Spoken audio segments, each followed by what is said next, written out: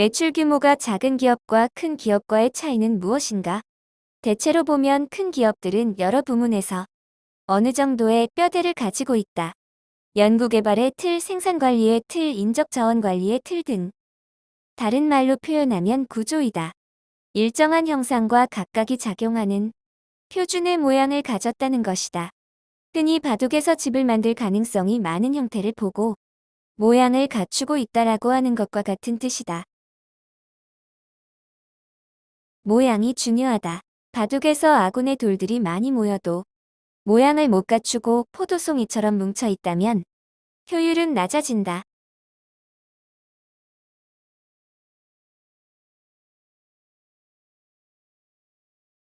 모양은 폼이다. 폼이 중요하다. 폼은 탑을 높이 쌓아 올리기 위한 기초이다. 스포츠를 처음 배울 때도 자세를 강조한다.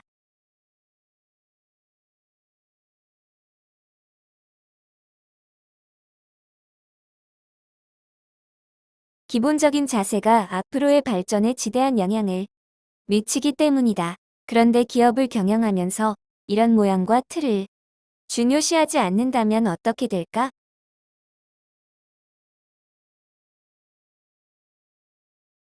물론 기업의 경영이라는 것이 단순히 스포츠를 배우는 것과는 비교가 안 될 정도로 복잡한 것이지만 기본적으로 기업의 규모에 비례하여 갖추어야 할 틀을 무시하고 경영을 한다면 경쟁력을 향상하기는 요원하다고 본다. 한 예로 시장에서 사라진 휴대폰 제조기업 중에 매출이 년간 수천억 원 규모의 기업들도 있었다. 그 기업들의 공통점은 기본적인 뼈대가 약했다는 점이다.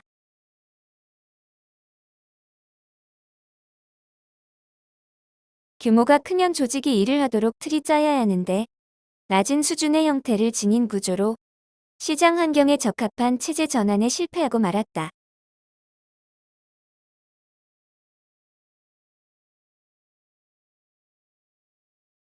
규모가 증대되면 구조가 필연적인 문제로 대두된다. 숨겨진 구조를 볼 수 있는 리더가 많아져야 한다.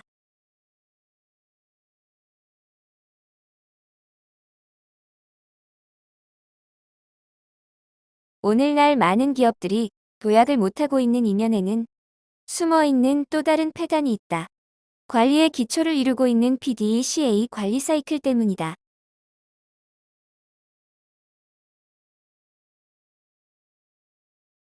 PDCA 관리 사이클은 지금까지 알려진 많은 관리 기법 중 긴 생명력을 유지하고 있다.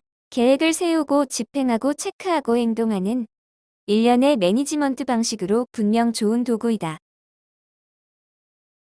하지만 성장을 만들어가는 방법에는 큰 도움이 안 되고 있다. 많은 리더가 이런 초보적인 관리에 발이 묶여 현실적으로는 큰 경쟁력을 좌우하는 뼈대에 대한 인식은 부족한 상태이다.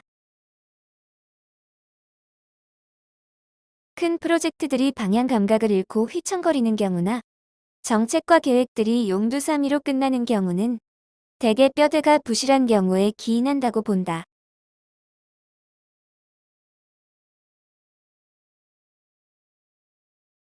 기업이 경쟁자가 전혀 없는 시장을 추구하는 전략을 수행하는 데 한계가 있다.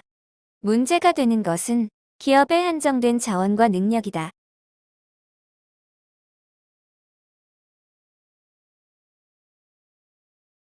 현실적인 문제를 버려두고 새로운 영역을 개척하면 기업의 자원과 능력이 분산되어 버린다.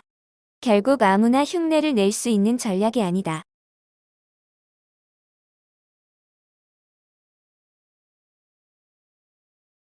실제로는 어느 한쪽에도 집중할 수 없게 되어 개별 기업 차원에서 보면 매우 위험한 전략이 될 수도 있다.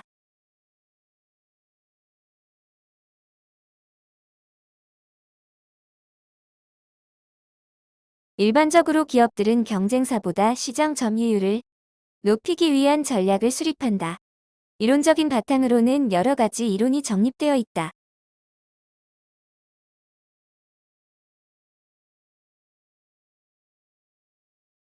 그러나 이 경영 방법으로는 높은 효율을 올리는 것에 한계가 있다. 이러한 문제점을 보완할 수 있는 전략 개념을 소개하고자 한다.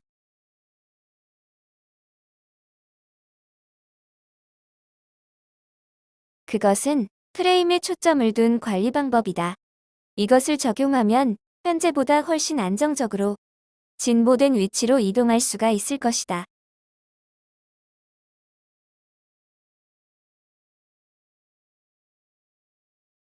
추가적인 대규모 자원을 투자하지 않고 초점과 방법을 바꾸어 기존의 자원에서 정교한 조정과 배치를 함으로써 경쟁력을 구성하는 상호 인자 간의 종합적인 힘의 관계를 향상하는 방법이다.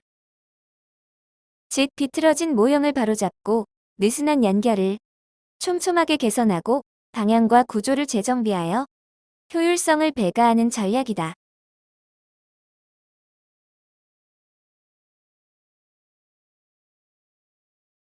프레임에 초점을 둔 관리 방법은 가치 혁신을 추구하고 한편으로는 기존 전략의 연장선인 비용 절감과 효율을 동시에 추구하는 새로운 방식이다. 앞으로의 경영은 두 가지 큰 화두를 가지고 있다.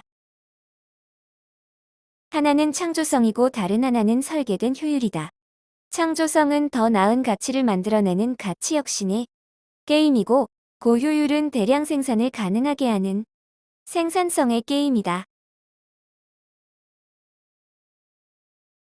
신시장만을 겨냥하다가 장기적으로 기업이 추구해야 할 설계된 효율 부문은 등한시하는 오를 범하기 쉽다.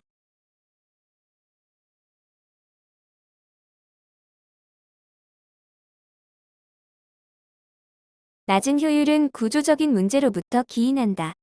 구조가 문제가 되어 발생하는 결과이다. 구조적 취약이 가치를 갉아먹고 효율을 결정적으로 떨어뜨려 버린다.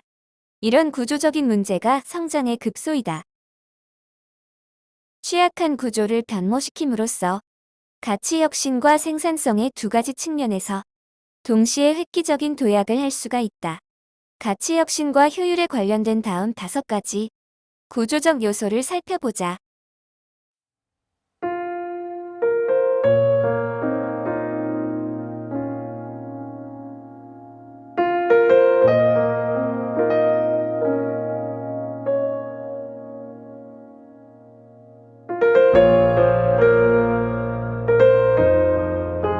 기업이 지속적으로 발전을 하려면 이들 5가지 구조에 관한 요소를 필수적으로 관리해야 할 것이다. 신시장을 개척하는 전략은 기업이 추구해야 할 전략 중 부분 집합에 한정된 컨셉이다. 성장하는 기업은 올바른 프레임에 의해 긴 생명력을 유지하고 있다. 성장하는 기업은 정확한 타이밍에 지속적으로 구조를 바꿈으로써 전진하고 있다.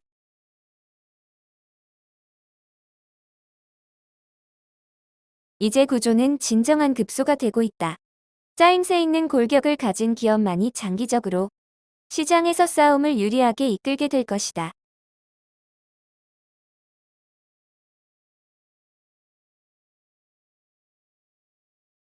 그러나 그들은 후속 제품의 개발이 사업을 받쳐주지 못하여 계속해서 시장에서 우위를 점유할 수가 없었다.